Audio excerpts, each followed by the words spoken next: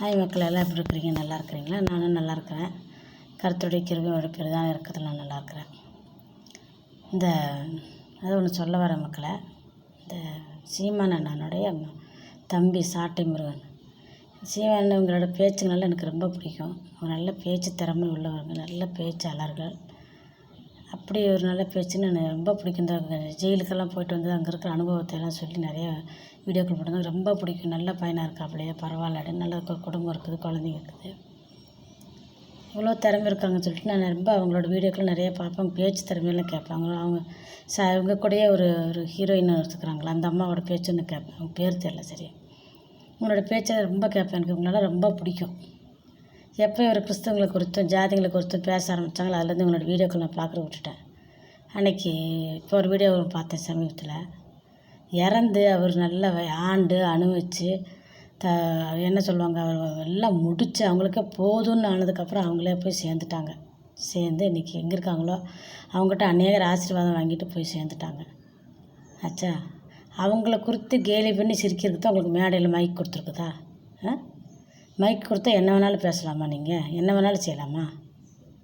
இவ்வளோ திறமை வச்சுக்கிட்டு நீங்கள் போய் இப்படி அடுத்தவங்களோட இறந்து போனவங்க அடுத்தவங்களோட தாய் தகப்பனை குறித்து நீங்கள் பேசி சிரித்து கேலி பண்ணுறதுல உங்களுக்கு என்ன கிடைக்குது? நல்லா படித்தவங்க தானே நீங்கள்லாம். உங்களோட பேச்சு கேட்டதுக்கப்புறம் எனக்கு அருகருப்பாயிடுச்சு. உங்களால் பார்க்குறதுக்கு அருகருப்பாக இருக்குது. உங்களால் இப்போ நீங்கள் பேசுகிறது, நீங்கள் சிரிக்கும்போது கேலி பண்ணி மற்றவங்களுக்கு கேலி பண்ணி சிரிக்கும்போது அவர் 90 வயசு 90 மேலே வயசுக்கு மேலே இருந்தாங்க. நீங்களாம் இருப்பீங்களா? அதனால் கெட்டவங்க நல்லவங்க இதெல்லாம் நமக்கு யாருக்கு தேவை? இறந்து போனவங்க எப்படியோ போயிட்டாங்க. நான் அவங்கள குறித்து பேசலாமா? நம்ம இதை நீங்கள் அம்மையாரை குறித்து பேசிடுவீங்களா? அப்படி விட்டுருவாங்களா ஜனங்க? மேடையில் உங்களை கல் விட்டு எரிஞ்சு உங்களை இது பண்ணுவாங்க. எதுக்கு இந்த தேவையில்லாத? நல்லா பேசுங்க. நீங்களாம் நல்லா திறமை உள்ளவங்க, நல்ல அருமையான திறமைகள் இருக்குது. நீங்கள் எங்கெல்லாம் பேசணுமோ அங்கே பேசுங்க. நீங்கள் தனியாக இருந்தீங்கனால உங்களுக்கு ஓட்டு விழுகும். இருக்கிற இடம் சரியில்லை நீங்கள்லாம். அதனால தான் நீங்கள் அடுத்தவங்கள இந்த அடுத்தவங்களை குறித்து பேசி சிரித்து பாஜகவில் இருக்கவங்க அப்படி தான் பேசியிருப்பாங்க. அடுத்தவங்களை குறித்து, கிறிஸ்தவங்களை குறித்து, முஸ்லீம்களை குறித்து சொல்லி கேலி பண்ணி சிரிப்பாங்க. நம்ம இந்துக்கள் அவங்க தான் வாழ வைக்க போகிறது மாதிரி. இந்துக்களுக்கு அவங்க துரோகம் பண்ணிகிட்டு இருக்கிறாங்கன்றது ஜனங்களுக்கு தெரியல. அவங்கள தொடர்ந்து அவர் கூட போய் நிற்கிறாங்க. ஆனால் அவங்க செய்கிற ஒவ்வொரு அக்கிரமங்களும் ஜனங்களுக்கு தெரியல. ஆனால் அவங்க வாழ வைப்பாங்கன்னு நினச்சிட்டு இவங்க நம்பிக்கிட்டு இருக்கிறாங்க. அந்த மாதிரி நீங்கள் பேசிட்டு சிரிச்சுக்கிட்டு கேலி பண்ணிக்கிட்டு அடுத்தவங்களை குறித்து இது பண்ணிட்டுருக்குறீங்க. உங்கள் குடும்பத்தை பற்றி உங்கள் அம்மா அப்பா குறித்து இப்படி யாராவது பேசுனா சும்மா இருப்பீங்களா? நீங்கள் தவறு.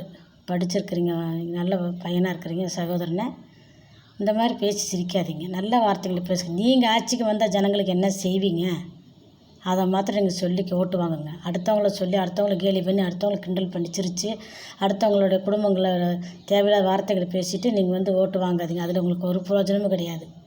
அடுத்தவங்க காசு கொடுத்து வாங்குறது ஒன்று தான். நீங்கள் இந்த மாதிரி கேலி பண்ணி கிண்டல் பண்ணி சிரித்து வாங்குறதும் ஒன்று தான்.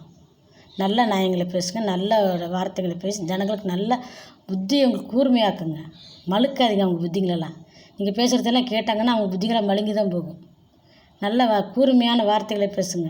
அது ஜனங்களுக்கு உதவியாக இருக்கும், உபயோகமாக இருக்கும். சரிங்களா? இனிமேல் இந்த மாதிரி வார்த்தையெல்லாம் பேசி அசிங்கப்பட்டு நிற்காதீங்க. நீங்களே உண்மையில் உங்களுக்கு அநேக ஜனங்களுக்கு உங்களை பார்த்து அருகருப்பாக தான் ஆகிப்போச்சு இந்த வாட்டி.